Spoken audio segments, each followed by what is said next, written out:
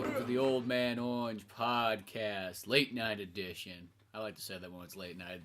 Though these have no relevance to when you listen to this, but we just went and saw The Last Stand at the good old 10 p.m. showing. This new thing they brought out in January to bring viewers in, which technically it brought about 6 people to that theater, but... Probably more than what they usually have on a Thursday night. Yeah. But it's, in my opinion, it's better than a midnight showing. Yeah, I don't really like going to midnight shows anymore. Because plus, majority of the time, whenever it's a midnight showing, it's usually like a big 3-hour movie or at least a 2.5-hour movie. The problem is, by the time you get out, even if it's only like a couple-hour movie, though, it's like it's 2:30. You don't get home till 3:30. I usually have to work the next day. So it's a fucking pain in the ass. Plus, I don't think we said our names. Yeah, I'm Ryan Dunigan. About to introduce ourselves. And I'm Spencer Scott Holmes. Anyway. So, yeah, Last Stand, we already say that? Yeah, Last Stand. So we went to go see that, and short story, or story quick short. I don't know, it's late at night.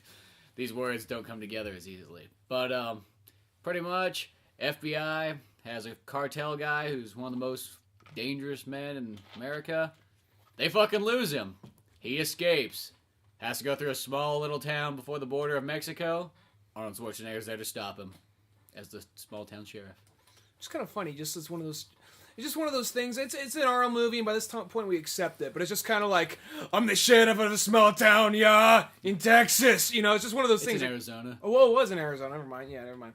But yeah, it was just one of those things. It's just kind of like, I mean, at first it's Arnold, so we accept it. If it wasn't Arnold, you'd be like, bullshit. Yeah, I guess it would seem kind of weird if it was just like some regular. Yeah. I don't know. If you just went to a town, there's this guy like, "No, stop them, the sheriff. What are you doing?" I just want to say this real quick. This is kind of way down the line, but in the movie, there's the part when they have the final shootout, and he's walking toward like one of the bad guys. It's actually what's the bad guy? He played the nihilist, and he played the main nihilist in Big Lebowski. He plays like a mercenary in this movie, mercenary with a very bad Texan accent. Peter Stomier or whatever his name is. Oh yeah, that guy. He's also the bad guy in 8 mm. And yeah, he's in a lot of movies. He's in a lot of Michael Bay movies. He plays like the crazy Russian guy in Armageddon. Oh yeah, that's what he was in. He also plays the evil Russian from Bad Boys 2. Oh yeah, yeah. I like that guy a lot. That guy's a good actor, but in this movie, he just has like it's just one of those things. What accent is that? Oh, I guess it's a Texan accent. Whatever. Well, yeah. Well, at first I thought he was putting on it because I thought he was putting on an act so he can like relate to the farmer. Yeah. But no, it's just like, oh no, I guess that's how he's talking throughout this movie. Yeah. Instead of like that, like I wish he'd just be the crazy like Euro trash kind of mercenary he usually plays, something like that. But I've whatever. never heard of Star Wars. Yeah, exactly, something like that. But anyway, there's a part where his character, I think it's his character, in the final shot of the movie, where he's hiding behind a hybrid, and you just see that shot they showed in the trailer. Arnold just walking up, just unloading into this hybrid, like, I fucking hate hybrids. I want my Hummer, you know. Well, they even had Hummers in the movie, though, even though they were driven by... Not him. No, they weren't driven by him, but there was Hummers. I think it was by SWAT the SWAT team that, yeah. like, fucked up. Of course they fucked up. One guy in a Corvette fucks him up. You know what part I thought was really weird, though? Okay, the main cartel, like, bad guy of the movie. The douche? Yeah, pretty much the douche. And, okay. So his buddies break him out of the FBI custody. They give him the best Corvette you could possibly own. Which just so happened it came out right around this time of this movie. Yeah, like, you know, an over 1,000 horsepower Corvette. But they don't give him a fucking gun. Yeah. I was thinking that the whole movie, it's just like, because like, there's a lot of these scenes where he's driving by, it's like, why is he not shooting him? Like, well, I guess they just didn't give him a gun. Like, well, we spent all our money on the Corvette, you don't get a gun? Well, I assumed, this is just me, I just assumed it was one of those things, like, when he was a good driver, because earlier on in the movie they say, like, oh yeah, his daddy built him, like, a racetrack, and he went into, like, South American IndyCar racing and all that kind of stuff. So, I just assumed he never had a gun on him. I assumed he had a gun, but he never felt the need to use it. I'll just drive around these fuckers. But I assumed he had it on him. But then it gets to the final end of the movie, just like, oh, doesn't have a gun, you know? No, he just never planned on that. It's like, I thought I was just going to drive across that bridge. That was it. Yeah, which this, you know, I'll be honest, you like this movie more than I did. I mean, I thought it was alright. My thing is, this is actually done by one of my favorite newer directors, Kim. It's the guy who did Good, Bad, the Weird, and I Saw the Devil. He's a Korean director. Strapped to this, I would reach around and grab it so you could look at the back. I think his name is Jim. I'll just walk over there anyway. You lazy ass motherfucker. It's like 4 steps. Yeah, if I wasn't just strapped to this thing. His name, what's the guy? Kim Ji-woon. He's one of my favorite newer directors. I absolutely loved I Saw the Devil, The Good, the Bad, the Weird. I still want to see A Bittersweet Life and Two Sisters. I think that's the other one, Two Sisters. Anyway, this movie, it doesn't really feel like one of his movies, and I'm not downing it for that. It's more than anything, it's trying to be two things at the same time. It's trying to be a modern day Western and kind of a Vanishing Point type of movie. Yeah, that's what the exact same I got out of it. And the thing about that is... Especially the Vanishing Point, the remake one, like the 90s with like Viggo Mortensen. Was that made for TV? Yeah, it was made for TV one. But it's actually technically the better one, strangely enough. Well, I never seen that one. I saw the original. I was actually... I had my hopes The original one has like that like very 70s thing where it's just like... It's just got some weird shit in it. It doesn't really have anything to do with the story whatsoever. Like the naked biker chick. Yeah, and then at the very end, just like he fucking dies. It's like, well, I guess that was it. Let's call it a wrap. That kind of was the end of the movie. It was just like, oh, fuck. Like, whereas in like the Viggo Mortensen one, they add like way more story to it. Mm-hmm. And then like that part's like where he's driving like the night vision and stuff. Mm-hmm. I don't know, the Viggo Mortensen one, okay, the thing is, it's like, yeah, now it's like a PG movie instead of an R, but just... fucking big deal. The only thing you miss out on is the naked biker chick. You miss out on the naked biker chick and some redneck saying the N-word once or twice. I think that's all you really miss out. But the thing is, there's just more story add to it, and that's one of the few times, like, a made-for-TV movie is actually a better one. I never seen that. It just seemed kind of like a made-for-TV, but then now, because I saw Death Proof, and Quentin Tarantino sucked that movie's dick so hard in Vanishing Points, I'm like, I gotta see this movie, and I finally watched it. I'm like, it was decent, but it was just one of those movies, it did feel very just kind of like... Well, see that cop car that flipped over and the, what car was it in Vanishing Point? I forgot. The Challenger. Was it Challenger? Yeah, the Challenger. All the money went to that. You know, that's kind of how that movie really felt. Movies like, okay, like all the car stuff's kind of cool and all, but it's just like the story is just kind of like, kind of confusing. The only cool part is they almost get to Tuolumne County. You see it on the fucking map. Yeah. And then like, oh, no, he fucking crashed and blew up. Whatever, call it a wrap. Story of our lives. But, no. They almost went Tuolumne County. Sometimes, majority of times, with the exception of Dirty Mary, Crazy Larry, with the exception of that, I can't think of very many movies that take place in Tuolumne County. I mean, yeah, they shot them here, but movies that take place in Tuolumne aren't a County. fucking Western, too. Yeah. I mean, every once in a while, like, you see a movie like, we're heading Tuolumne... Oh, never mind, go the other way. Fuck! Let's go around, the pass is closed. Yeah. But anyway, this movie, though... Actually, just double checking, even though this is more well known, but it's kind of in our backyard. Oh, first Star Trek movie. Kirk is climbing, isn't he climbing a Half Dome? Kirk's I haven't seen it. I haven't seen that movie in so long, so I barely remember. I don't remember that. I only watched it. I watched it because he's all climbing. Like, he's a handful of years ago, not that long ago though. He's climbing and he's talking to Spock. I think Spock's on hover boots or something. And he slips. Like, oh shit! Falls down and then he gets zapped. The first Star Trek one though, I don't think so because the first one doesn't take very. Most of it's in space, excluding like one part in San Francisco. Oh, okay. If I remember correctly. I haven't seen that movie in so long, and when I first saw it, I wasn't. It was at that age. I'll have to fucking watch them all because I gotta see where this is then now.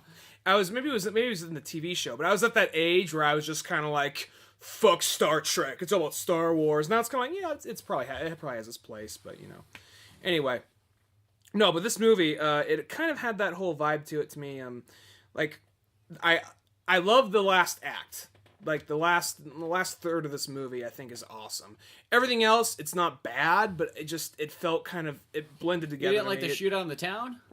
That is within the last act. The shootout in the town is within the last act. I thought. No, that's not really in the last act. The last act's like the car chase part towards the end because the movie's just kind of short.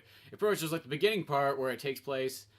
The shootout in like Las Vegas, and then you're just kind of getting the feel of like the small town. And then the second act is kind of like where they're telling Arnold, it's like, yo, these guys coming towards you, you know, prepare. So that's where you get the shootout, you know, at the nighttime.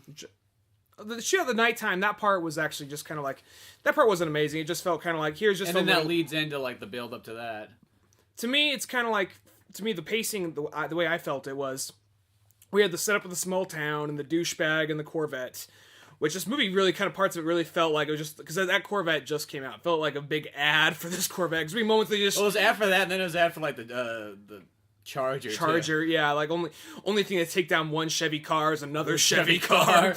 You know, I bet you anything that Charger cannot be nearly as powerful. No, I know. Yeah, that was like foreshadowing because the beginning of the movie, like the douchebag, like I think the mayor or somebody's all like. he like parks his car like right in the like a fire, like right in front of a fire hydrant or something like that. And he's like, Arnold's like, move your car. He's like, yeah, well, you move it for me. He tosses him the keys at the very end of the movie. He needs something to chase down that Corvette, so he just takes the mayor's car.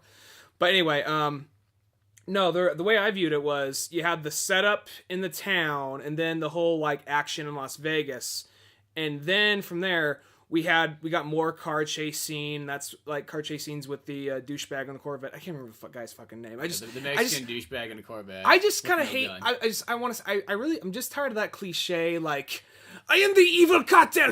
I'm so tired of that character. Just fucking mix it up. Try something new. I mean, that's in like every. Yeah, that character. It's in every Michael Bay movie. It's in every fucking. It's kind of like just the. Well, that's kind of is the American. I think since they're going with like a Western vibe. Mm-hmm.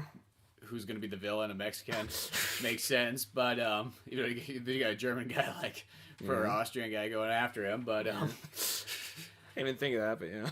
But, so I think that's what I was going with. But, yeah, it just is kind of the guy, like, I'm evil. Yeah, and that's just the thing about...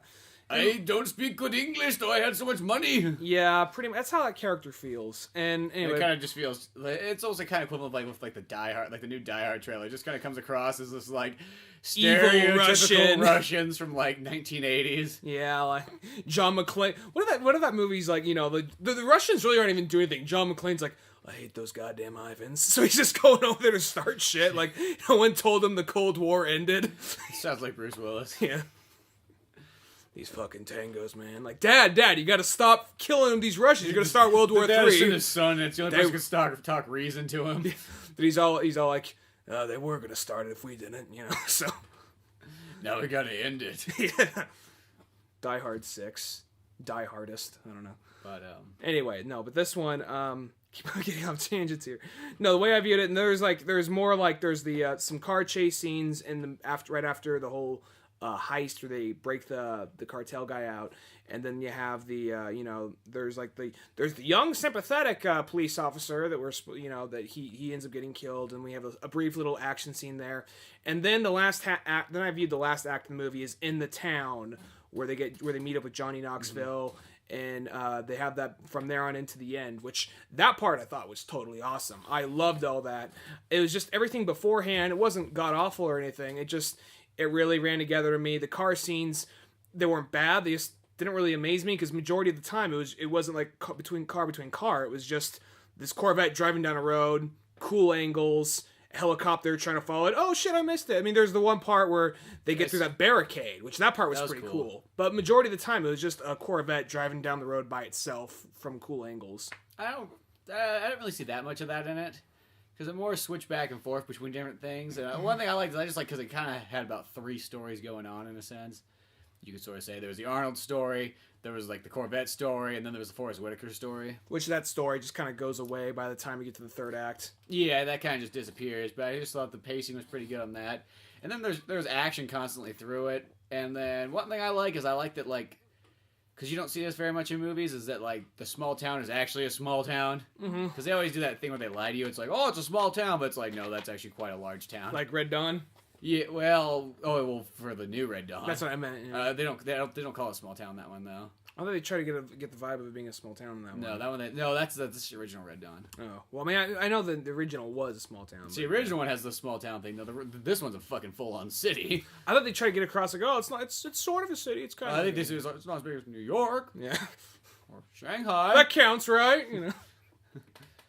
But, no, this one was, well, I'm not going to try and hold it against, like, I would have done this, I would have done that. It just, for me, parts of it just kind of like, I was just kind of waiting for the big standoff at the end. Even though I like Johnny Knoxville, his character kind of annoyed me. I will say, his character was kind of retarded in this one. It was like retarded Johnny Knoxville, which I'm kind of sad because, he had like Dukes of Hazzard, but then after that, they're like, no, just be fucking retarded. That's what you are. You're a fucking retard. He's actually smarter in the show, Jackass. I know, but he just gets this really stereotypical characters. Really, the only character I thought that he got like a character that wasn't like fucking retarded was in Dukes of Hazzard. Because you get the next movie, like The Ringer. No, he is just trying to be a fucking retard in it. Well, it works perfect. I guess we'll find out because he's in that movie 43. Oh, yeah. Or 34, whatever it is. That movie. But that's kind of a silly comedy still. Well, from the trailer, he looks like he's playing more of a straight character, so a straight laced I guess. guy. I'm saying the movie's a silly comedy. Oh, it is a silly comedy, yeah, but who knows? Maybe if he's not playing retarded, I don't know. In the trailer, as long as he's not retarded, I don't know. That's the only thing. Does he was kind of annoying. Like, I don't know if they just didn't make him kind of like retarded. Well, the thing is, like, he fucking goes to chop down a telephone pole and then goes like, "Oh, it's caught on a cord. So what am I gonna do? I'm gonna climb up on top of it and like hump it down." Yeah, and he was just his character just annoying me. I mean, don't get me wrong, like the action, like all the action at the very end. That's kind of where. That's just where I was more like taken with the movie. That's just there's a part of the part when Johnny Knoxville actually he runs out of ammunition, so he fires the flare gun at a guy wearing a belt of shotgun shells, and the guy just explodes little by little. He's just wearing all kinds of bullets, and he has grenades on him too. That's right, yeah. Well, I thought it was cause a chain reaction, causing like the bullet belts to go like all up the thing. That went. He had grenades too. No, because when you watch it first, you see the bullets are flying off. Yeah. And then he had the grenades on the front too, and that's why. I didn't see the grenades in the front. Okay. But no, that was bad. Regardless, someone blew up, so that was cool. But yeah, well, John he's actually like even they heavily advertise him in the trailer. He's actually not in the movie very much. He's probably in the movie for like 15 minutes. Very beginning and the very end. Yeah.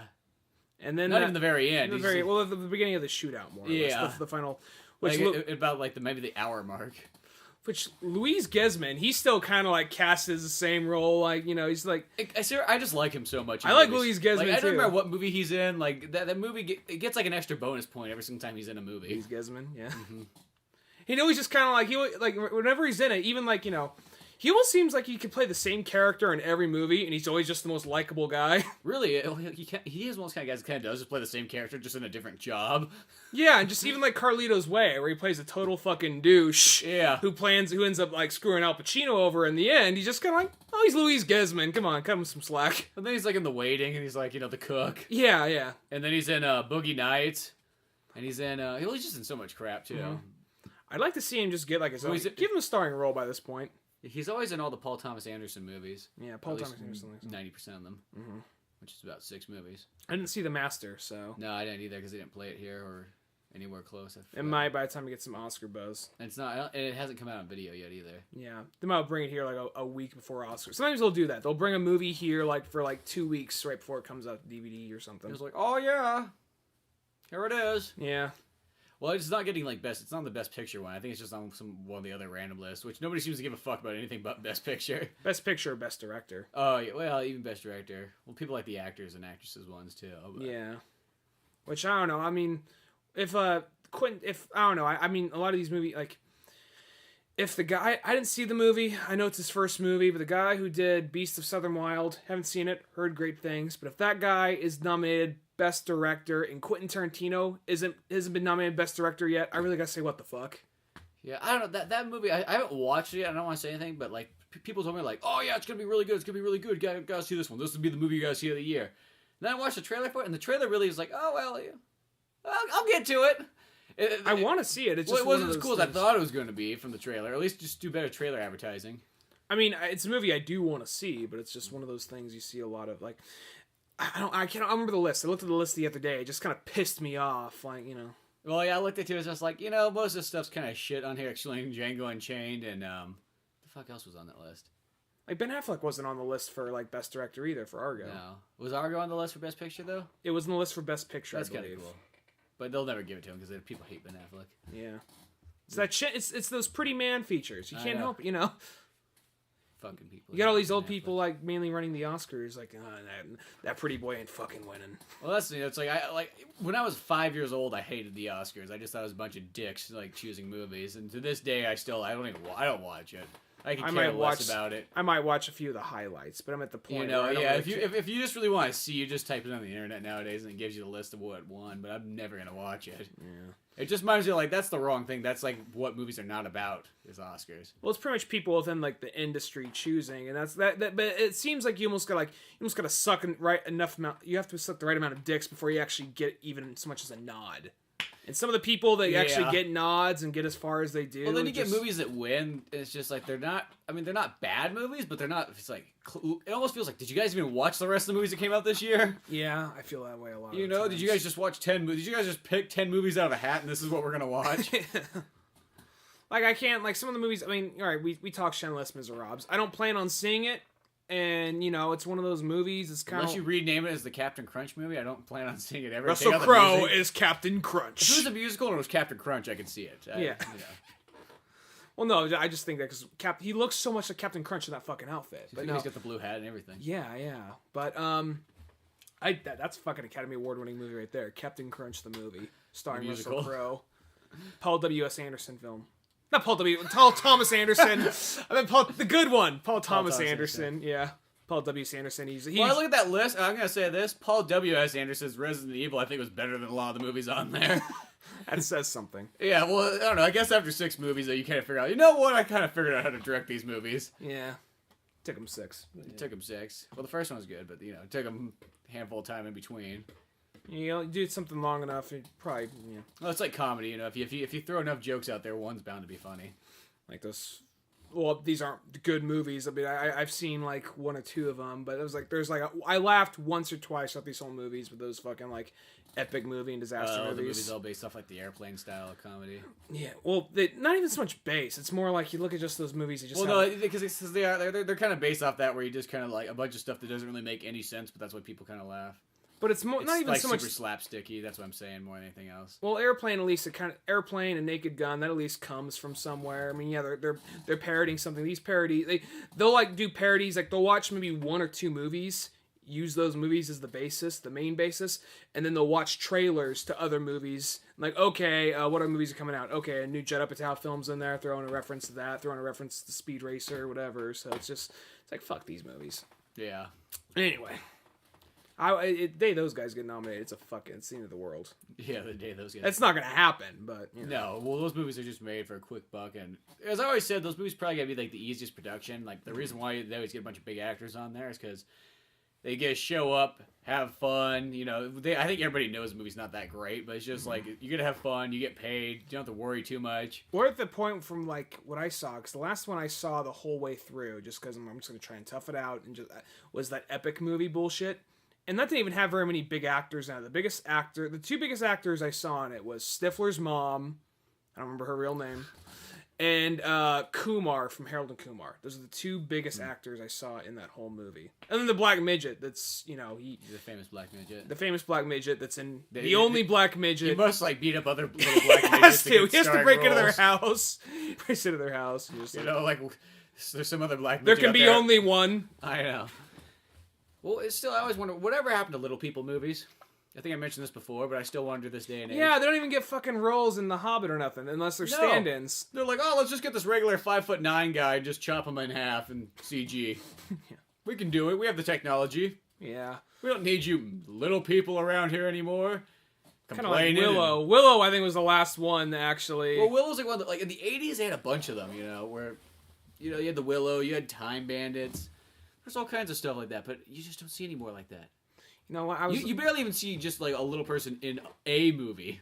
A lot of times they're just kind of like CG'd people by this point. Mm-hmm. But that reminds me, Willow. I was kind of thinking, I saw a little bit of that movie a little bit ago. That's a great movie. It is a good movie, but it almost kind of feels like, because George Lucas wrote it, but Ron Howard directed it. Yeah, it sort of seems kind of like, all right.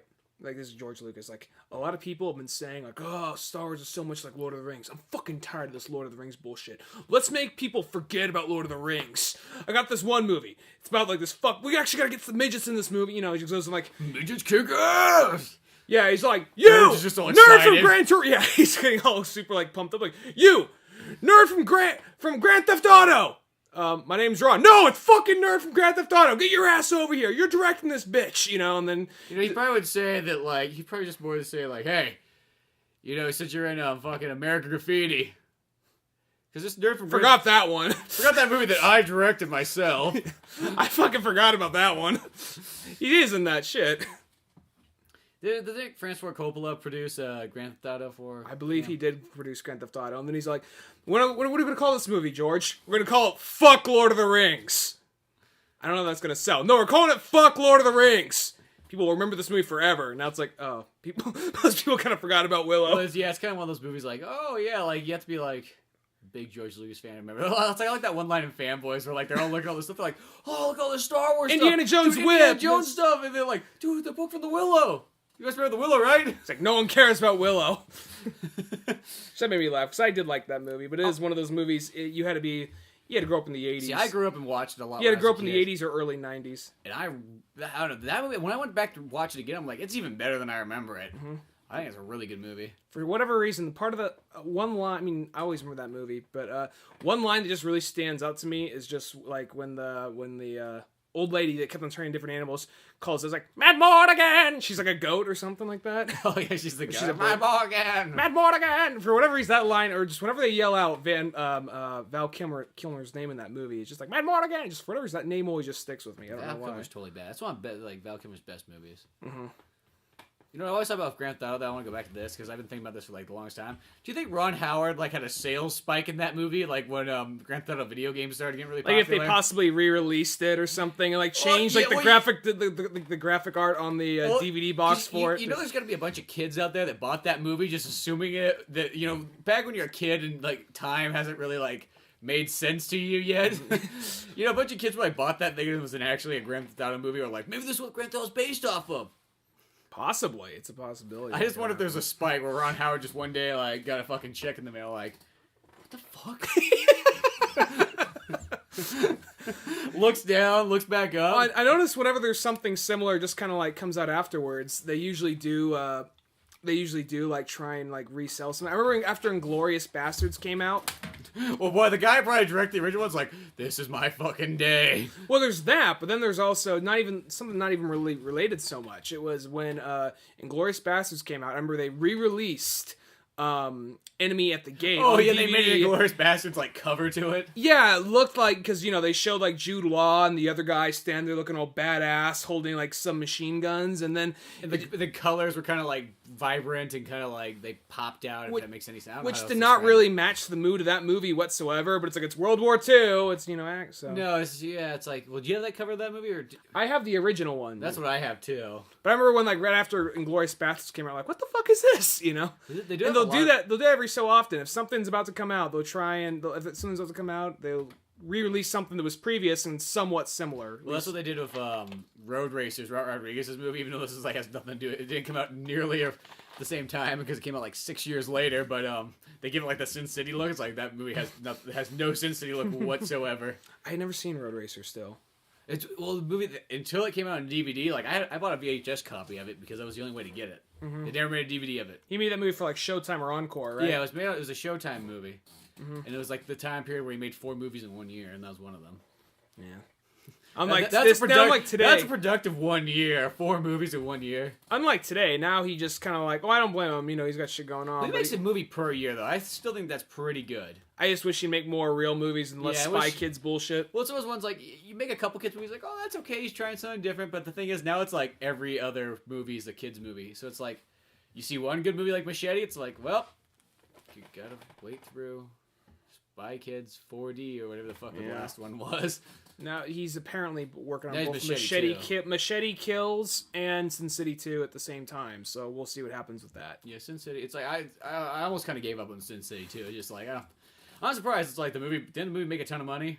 People liked it, and that's people who don't like Robert Rodriguez like that movie, so you think they would have hopped on it, but yeah. Yeah, so it just seems kind of one of those ones you think they would have pushed for that like way earlier. Because Robert Rodriguez is a director that a lot of like critics don't like, because he makes action movies. Critics hate mostly action movies.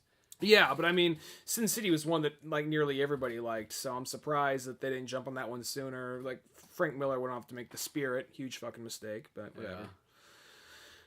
What were we fucking talking about again? Last Stand. Right, okay, Last Stand. I want to say this real quick though. Anyway, that movie, it almost seems kind of like the last quarter, it suddenly becomes an Arnold movie. Because up until the last third of the movie becomes an Arnold film. Because up until then, it feels just kind of like generally like we said earlier, vanishing point. It really is like a vanishing point movie. It feels like Arnold's character could have been anybody until it gets to the very end, where it's like that's a very much Arnold character. Well, I guess it's sort of like the build up, like there's this great terror coming to this town. Yeah.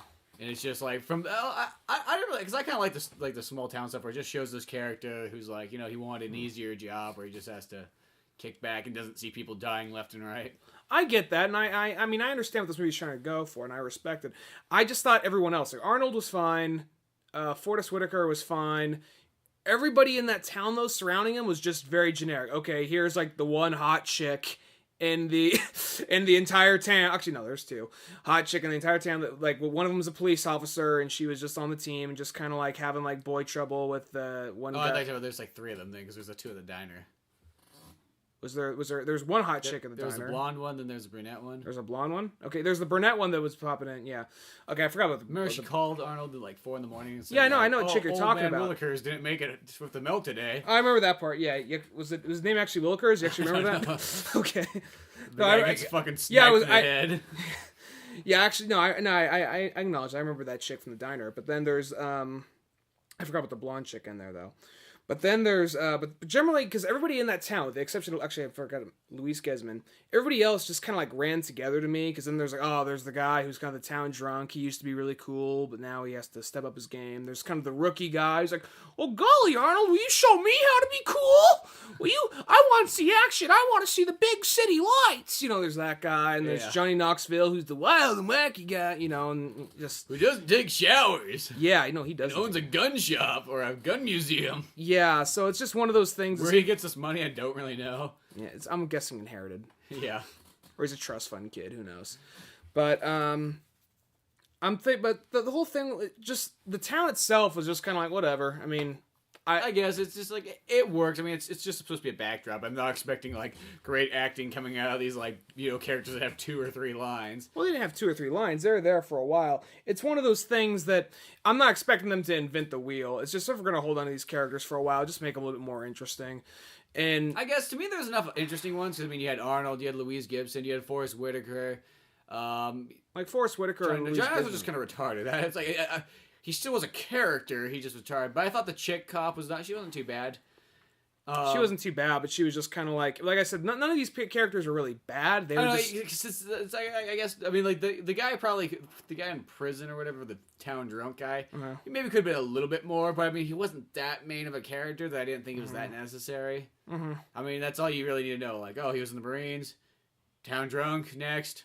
Yeah. Football star in high school, like that, or whatever he played, fucking...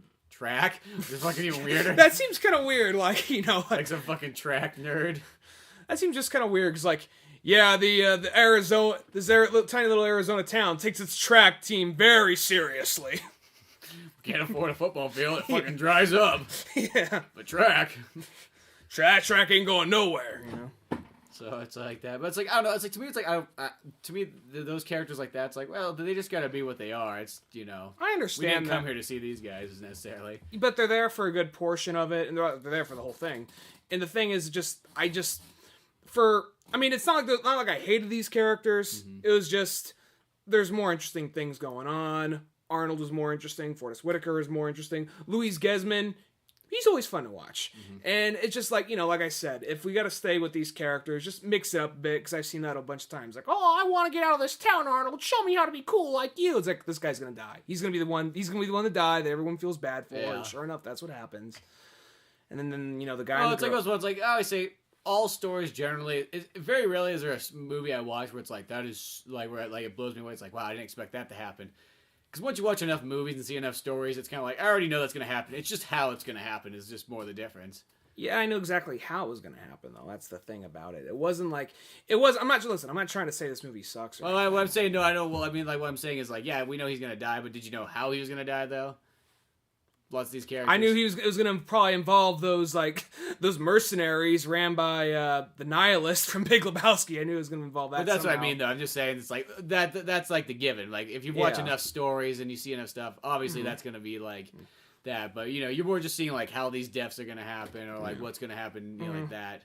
I don't expect to be like, oh, there's a turn, because I don't really see movies that turn me, or like give you like a turn in there. Because most of the time a movie like goes like and changes directions really quickly. It's more like, oh, that was fucking stupid. No, I'm not. Why did they do that? Now they're just doing that to be different. I'm not expecting an M. Night Shyamalan movie. Yeah. I'm just expecting for these characters for what they are. Just the dialogue seemed fairly plain, and we were just kind of waiting for the action to start. Now, by the time the action starts, it's fucking awesome. It's just there's enough action throughout the entire movie. I don't think it's like too big of a deal. Some of the car stuff was kind of cool, like when they break through the barricade. Yeah, I thought there was enough constant action compared to like a lot of other movies out there. That's what kind of there for. And I don't want action. I'm not saying the movie needs to reinvent the wheel. I just thought that maybe in some of the dialogue scenes it could have tried a little harder. That's all I'm saying. All movies can be better, but no, they all can be. Yeah, but that's just how I feel about that. But what was I gonna say regarding all that? No, but the violence at the fucking like third act though, that was badass. That part's cool. The shootout's really cool. You see people get like split in half and all that, which is that's actually more violent than. Well, that's the one upside of movies nowadays is they never cheapen out on violence anymore. Mm-hmm. You're pretty much guaranteed good violence in movies nowadays. Mm-hmm. We've really if there's anything great about modern movies it's the violence. Yeah. Because before as well as ones it was very like to find a violent movie was rare. Mm-hmm. You know what I mean? They just didn't make violent movies. A lot of movies like people get shot and killed, but it's just like oh shoot, or maybe a little bit of blood, and that's about it. Yeah. Oh, we get shot in the arm or stuff. But now we actually really get movies that are violent. Mm-hmm. Well, I thought the whole I love the part. There's actually the one guy that gets like machine gun right in half. Mm-hmm. I wasn't expecting to see that. I knew it was gonna be a little violent. I wasn't expecting to see that. The part where like Arnold, there's a part where the old lady blows the one guy away. Yeah, that was cool. There's like some of that humor that worked pretty good in the movie. I thought. No, I like that kind of humor because that's not like. It's really the only humor is just some of just Johnny Knoxville sings. That's about it. Johnny Knoxville is just kind of annoying in the movie, and then there's the whole part like this isn't like the. Like I said earlier, like I'm not sure if I know I said this before the podcast. I don't know if I said during the podcast, but you're mainly paying to see kind of like an Arnold film, not so much what's his name again? Kim Ji Woon. You're not really paying to see one of his movies. You're more or less paying to see an Arnold film. And one part that really stood out to me, just so much the visuals, was the part at the end when they're in the cornfield. Yeah, that really the cornfield. That really looked kind of like a Kim Ji-woon film to me, sort of. It just like just the visuals of it all. I don't know. I can't really explain it how. It just reminded me of kind of the good, the bad, the weird, and a little bit of like. I mean, this movie uses a lot more shades of like darker colors, and it's a lot more slower moving. Mm-hmm. It's a lot more of a grimmer movie. But I saw the devil a little bit, just like that weird, because it was like that bright, oversaturated light. Just a lot of like one or two colors. Yeah, well, because there's really just like because the old corn was dead. Yeah, because the cars had the color. Yeah, and by the time they got out of the cars, they're just kind of running through the field a little bit. I will have to say this. I love the look on the face of the Mexican cartel guy. The second he's driving through the cornfield, and all of a sudden the car comes out and hits him, and just there's a look on the face that he has. It just looks like, did Arnold Schwarzenegger just fucking drive out of a cornfield and run into me? What if that was like and Arnold even has that same look on his face, like, what the fuck? What was his first day of shooting? Like, all right, you're just gonna be driving down here. They didn't let him see the rest of the script. They didn't tell him that Arnold's gonna be in the movie. Now, a car's gonna come up and slide next to you. He's like, what the fuck is that, Arnold? Just the look on his face, he has like this double take. He looks at Arnold, looks back, looks again. Arnold fucking Schwarzenegger? I don't know. I personally, I like the movie quite a bit, though. I don't think it's like the most amazing movie, but I enjoyed it. It's what it is. It's a good action movie, and the thing about these kind of movies is like as long as I don't really have things like there's always things that can be better, but there's not really too much I can complain about. That's a pretty good thing for me. Well, it's not like I'm trying to be one of those movies that's like attacking it for every little thing. Believe me, I really, really, really wanted to enjoy this movie a lot because I really like this director a lot, and I like Arnold. I don't like Arnold as much as you do, but I do like Arnold. To me, it's like I'm always gonna be slightly Arnold biased. It's like to me, there's no such thing as really a bad Arnold movie, anyways. So for me, this one it was just kind of like it was good. I mean, what primarily got me was like the final battle at the end, and then but like just a lot of like I said earlier, a lot of the driving scenes just kind of ran together. The action before the last third of the movie didn't really strike me too much. It was just kind of like it was standard action. It didn't really blow me away too much. It was just when you got all the violence, and it was very steady at the very end. Yeah. And plus just a lot of little humor you got, like the old lady blowing the dude away with a shotgun and, Blowing the Asian guy away, too. What? Wasn't that guy Asian, too? I think he was maybe Native American or something. Maybe he was Asian. I don't know. I still see an old white lady, like... I didn't even think of that, but yeah. Well, the funniest part... Or she's like, what if she didn't even realize, like, oh, that's one of the terrorists? I thought he was just going to steal something. Yeah. We don't trust them foreigners around here. No.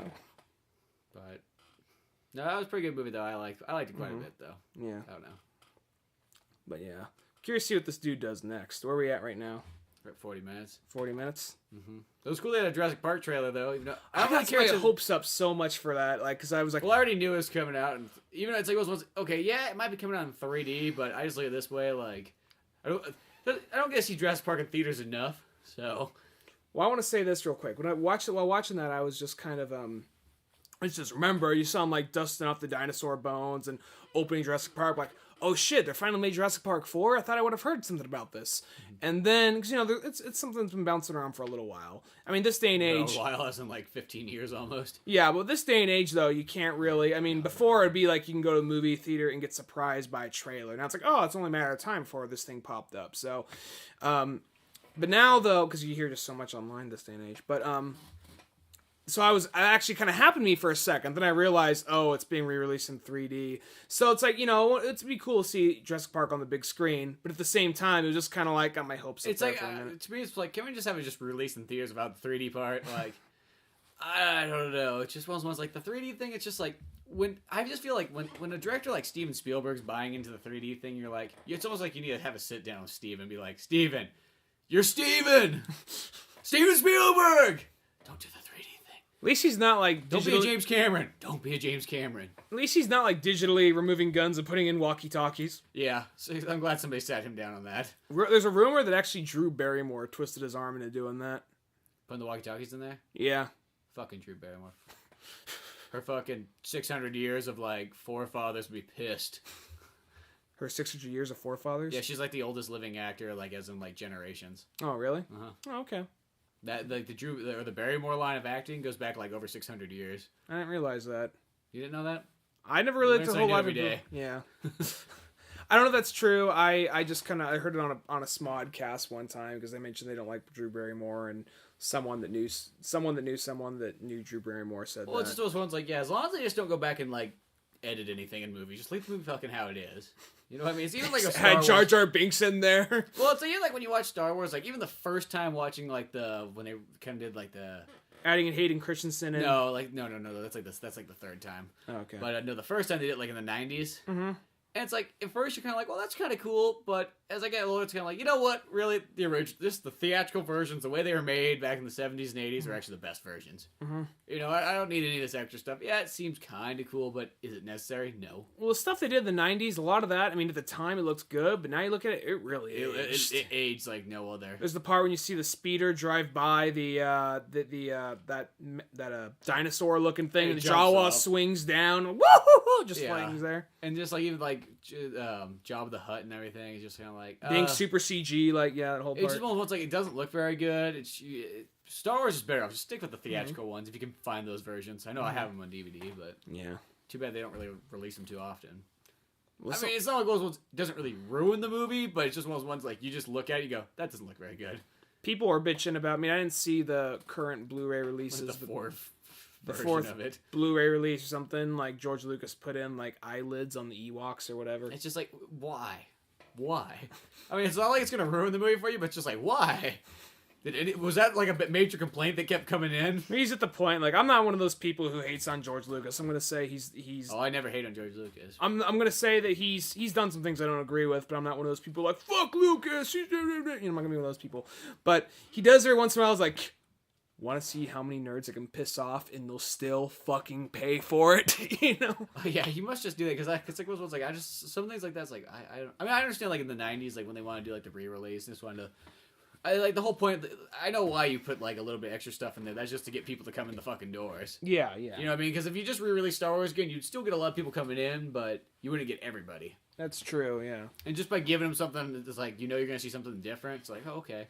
Well, I think you get a lot of people like going like, oh, well, I took my kids to go see. I mean, I'll take my kids to go see it because I was a kid when this came out. I think you got a lot of that. Yeah, I think you got a lot of that one. And then you just get people, just so kids, and like, it's an old person's movie. They'd actually spice it up by throwing in some new shit in there. I don't think I've ever heard a kid say that Star Wars was an old person's movie. I heard some kids from this generation talk about like Star Wars being they didn't actually say those words, but I've heard kids say like they don't like the original ones. They like the prequels. Oh, I've heard that too, because they like some stupid fucking parents wanted to show them from the beginning, like 1, 2, 3, 4, 5, 6. Well, I guess in some aspects that would be kind of interesting to actually see the progression of. Yeah, I see, because as far as the story goes, it actually play out better. But just for the fact that like whatever kids see first, that's what they're gonna like more. We all know that. Yeah, they're children. But plus, at the same time, though, when you think about it, it almost becomes more about Darth Vader than it does about Luke Skywalker when you think of it in the sense of the prequels. Yeah, because it's just 6 movies of Darth Vader instead of like. It almost becomes more about like what's going on in this fucker's head, really. Mm-hmm. It's an interesting way. Mm-hmm. I will never know that because, as well as if you start off the original Star Wars, you'll never know what it's like to start from the beginning. Mm-hmm. A little while ago, I was listening to, maybe this is gonna sound like kind of like a minor complaint. It's not the biggest thing, but I was listening to like the audio commentary to like Empire Strikes Back, like when they first came out the DVD, and there's the part, the biggest part, like in generally one of the biggest scenes in movie history, which is the "I'm Your Father" scene.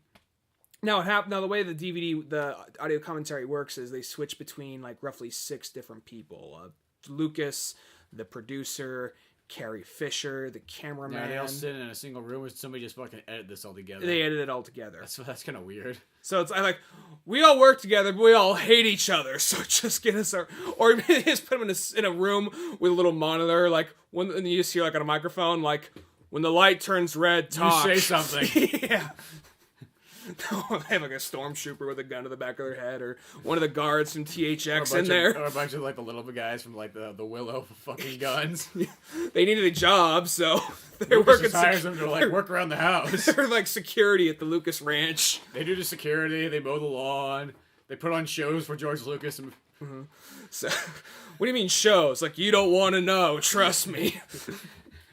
He set up this whole theater thing, but it's not what you think theater-wise. There's also an inflatable pool with pudding over there. Don't ask. No, but anyway. It's like roughly 5 or 6 people, and they all like just talk in segments. And like probably the biggest part of the movie, of where the "I'm Your Father" scene, the sound guy comes on. Yeah, George wanted to get some kind of weird sound for the air thing going on. Something, it sounded too natural. So what we did, he starts telling about this process that had created the sound. During like the most biggest scene of probably the entire franchise. It's just, I don't know. I know it sounds like such a fucking nerd complaint, but it just seems like, you think they would have timed that one a little better right there. Yeah, it just seems like, the background air sound. It seems kind of like, if you were watching... It's almost like, who invited this guy? It seems like if you were watching, the Titanic, like, audio commentary, and the part when, Leo DiCaprio floats down to the bottom, like, you hear James Cameron, yeah, we were actually having chili dogs on the set this day, Seems kind of like that. Sound guy was wondering, he's wondering how this hatch would make this sound out the back. Something around those lines, yeah. I never sat down and watched the Star Wars audio commentary. But then again, there's a lot of movies I haven't watched the audio commentary. I didn't watch them all. I watched the audio commentary to A New Hope and then Empire Strikes Back. I really wish they just kind of did. I wish they just took audio commentary on movies and just slapped them on podcasts. So you could listen to them while you're going. Because if you already kind of know the movie sort of in the back of your head, you can just listen to it. Just because to me it's I watch audio commentaries on some movies that I really like. But it's so few and far between because you really got to have a lot of time to sit down and watch audio commentaries. Because gotta watch the movie. Probably gotta watch the movie a couple times before this. And then gotta sit down and watch the audio commentaries. You gotta have a lot of free time in your day to do that. And then, but at the same time, the only thing with that, you need a good audio commentary. Because even on movies I like, sometimes there'll just be those awkward pauses. Oh, this day was kind of a pain in the ass to shoot. Yeah, it was. Oh, just 10 minutes of just quiet, Where they start to get into the movie. Yeah, they actually don't even talk after a while. Yeah. Well, yeah, you get some of those ones like that, but I don't know. That's the only thing about audio commentary. It's actually really the best special feature there is. Mm-hmm. But it's just one of those ones. It's just a 2-hour long movie. I have to sit here for 2 hours. And usually, if it's just one person talking by themselves, it's fucking boring. Unless it's Robert Rodriguez. Oh yeah, Robert Rodriguez was he'll talk the entire time by himself. He might take a 20-second break and all right. Anyway, just keep talking for another just 2 hours straight. No, yeah, he's fantastic. I still got a lot more to say, so I have a 10-minute flick school about this. You see, you look at your phone. You got some notes of some sort? Nope, I got an email from Jacob Sampson. Oh, awesome. Good to know we're getting emails. Once again, we got this email during the last podcast. I seem to get the email as we're doing a podcast, but I don't see it till afterwards. So if we don't reply to your email, it's just because we're a little late on it. That's all it is. Yeah, we don't really say that, but sure. I'm just giving, He says, "Hi once again, it's Jacob Sampson. I still love your podcast and grit." Okay, it's like a fucking paragraph here. Okay, so I have something to talk about. I just bought a comic book, the New 52, Red Hood and the Outlaws, and it's pretty freaking awesome. God damn it, I went backwards. Oh, did I just accidentally delete that? I don't know. Thank you very much, Jacob, for your... Hold on, I'll have to go. Alright, let's try this again. I have to go on the fucking internet first, though. You keep talking. Alright, well, anyway. My top audio commentaries would have to be... No. I thought you would find it by then. Alright, well, let's see. No, it's not as quick as you'd think. Yeah. Your internet's kind of shitty here. No, it is very shitty internet. We got this huge fucking mountain block and everything. But no, we got No, it's kind of dumb. It's like you could delete off one, but to do it the other. Yeah. I always wanted to read the Outlaw New 52. Red Hood and the Outlaws. I wanted to read that one. Yeah, that one looked badass. Well, I think if I remember correctly, I mean, I didn't actually read it. I just saw a cover for it. It was like, I think it's Red Hood, Starfire, and then I think Speedy. I'm not sure. I just saw a cover for it. That's all I saw. Or he's probably Red Arrow by now, unless they changed that in the New 52. Speedy.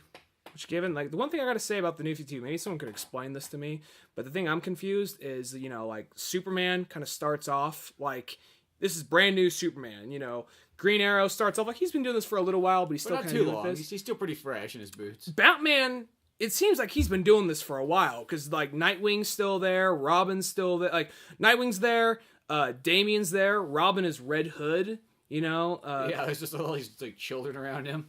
Yeah, and then, you know, and plus apparently, like, you know, the killing joke happened, but it didn't paralyze Barbara Gordon. So it's kind of a lot of shit happened. So is everyone just kind of like going to catch up with Batman the next couple issues, or because really by that logic, shouldn't Clark Kent be as old as Nightwing if that's the case? Yeah, I can refer that one. Like the timeline on all those, they definitely don't add up whatsoever. It's the only one that doesn't really add up is just Batman. And I can understand because I guess Batman, that's the one that has so many offshoot series. Like, we don't want to start this from fucking scratch, you know? Well, Superman has just as many offshoot series too, when you really think about it. Well, he has a lot of like Supermans, but you don't really. I mean, you know, compare like Jimmy Olsen, pal of Superman, to like Robin, you know? No, well, I guess if you mean like offshoots like that, but I just mean because you got Catwoman, you got Nightwing, you got Red Robin, you got Batman and Robin. Then you got like Gotham Knight and Detective Comics, Batman by himself, and I'm assuming Red Hood and the Outlaws is going to be somehow connected to all this. Well, they have a lot of Batman. It's like almost every other month there's at least something Batman-ish, if not every month. Yeah, it's very good marketing. I mean, you know, because out of all DC, really, it's one of those things that like you may not like DC Comics, but you like Batman. Oh yeah, everybody likes. Most Batman. people I know don't like DC that much. They like Marvel. Me personally, I'm at the point like I like Marvel, but I like DC way more by this point. And yeah, I like DC more. I can't really recommend like DC to everybody, and the only reason we're still talking is trying to get the email up right now. But the fucking Yahoo just won't log in. Well, anyway, but the thing is, like, I always kind of thought this. Maybe, but the email will be up by some of this. I always thought that kind of like, you know, you could show someone like I'm going to use it like Star Wars and Star Trek kind of like reference right here. Like Star Wars, you could take someone who does not like science fiction, and if you can get them to just sit down and watch Star Wars, they may not walk away loving it, but like, all right, that was actually decent. That was actually pretty good. Star Trek, it seems like you got to like science fiction in order to like Star Trek, which I never really watched Star Trek, but I can appreciate and respect Star Trek. I like the new movies. But or the new Star Trek, because that's all I've really seen all the way through. But aside from any of the old Star Treks all the way through, not the old movies, the TV shows here and there. I've seen a couple of episodes of like Next Generation, Voyager, and then like one or two, like probably 2 or 3 of the Kirk ones, but the original Star Trek. But anyway, but like Marvel kind of seems like Star Wars. Like you don't need to like comics in order to just jump in and read Marvel. I mean, you can't just start them on like Guardians of the Galaxy or some bullshit like that. You gotta start them off on like Superman, on like Spider-Man, or maybe some Captain America, something like that. But like where DC, unless it's Batman, it seems like you gotta like superheroes. You gotta like comics, so that's the case. Yeah, because even Superman. I mean, the general Superman story you can throw somebody into because people mostly understand Superman. But there's some of those Superman that just get out into like way left field where it's just like he's in another dimension or he's in the future or he's in both at the same time. Yeah, where it gets really confusing. Is the email Pick up issue 566. There's newsstands now. Get there quickly.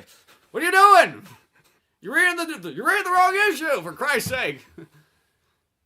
That's what happens. I always like, they don't do any more in comics where they like yell at you about like, trying to read the fucking other issue. They don't really have a little like, like pound sign saying, refer back to this issue. They don't have that very much anymore, which that's a good thing. Well, sometimes they got more demanding as it went on too. It was like, quickly! There's only 2 copies left in the newsstands. You stupid fuck. Alright, we got, is the email up yet? No, your internet fucking sucks. And Yahoo won't let me log in. I'd tell you if it was up. Oh, okay. Well, it looks like that might be lost into the fucking abyss for right now. Well, Jacob, we will try and answer your email or just write back to us on that one. Because I don't know why it's all fucked up. Yeah. Fucking Yahoo. I don't know how that actually deleted. One more time, loading. So we're going to give this one more shot. And if not, call it a day. And yeah, fuck it. Sad ending. Fuck you, Yahoo. Is that your complaint to him right there? Did you actually just send that to him? No, I can't even fucking log in. How can I send him a complaint? Well, You'll improvise. No, actually, I actually like Yahoo. For one day, at some point, Yahoo's not gonna be around anymore. I think they're really surviving off their fucking like mail accounts. Because I don't know what else anybody uses Yahoo for. Does anybody use it for a search engine anymore? Not really. I think it's actually connected to Bing, actually. Even. Mm-hmm. Ever since Google became super mainstream, became the main one. Google fucking sucks too. Well, before a while, I remember Google would be kind of like, Well, when Google came out, it was good, but well, it'd be almost kind of like the bad influence. Like, you'd be typing something, you'd be typing like Asian slut sucking dick. Like, what? I just typed in Asian. It'd just be kind of like the bad. Like, we know what you fucking want. But now it's kind of like if you type anything in on Google, now it's just very tame. It doesn't have any of that. Like, oh, what are you talking? Yeah, they definitely do that too. They're like, oh, are you sure you want to go to this place? Yeah. Hit him for you. If you like. Well, that's fucking... Not too bad. I always like getting emails from Jacob, but... Well, I know it exists, because if you go into it, it exists, just it's got all messed up in here. Well, I can't find it. Well, I'll have to look it up at some other point. We'll read it on the next podcast if we can find it by that point. Yeah. And you heard Spencer. I'll read the next podcast. And if it's anything regarding grits, I am still working on the issue. I'm getting it done a little quicker than issue 1, because issue 1, I just kind of cranked it all out, threw it out there, because it didn't have a fan basis yet. But this one has, I'm not going to say it has a huge fan base, but a small fan basis, but a fan basis I really appreciate. So thank you, Jacob. And we'll keep our eye out on the Red Hood, and like Spencer said, we'll try and read your email next time. If you still have it in your like sent box or whatever, send it again. That might help. But I know I can log it up, or I can bring it up if I can get onto a fucking actual computer that actually works with the internet. Yeah. But till then, make sure to check out oldmanorange.com. And I'm Spencer Scott Holmes. I'm Ryan Dunigan. And we will see you some other time. Goodbye.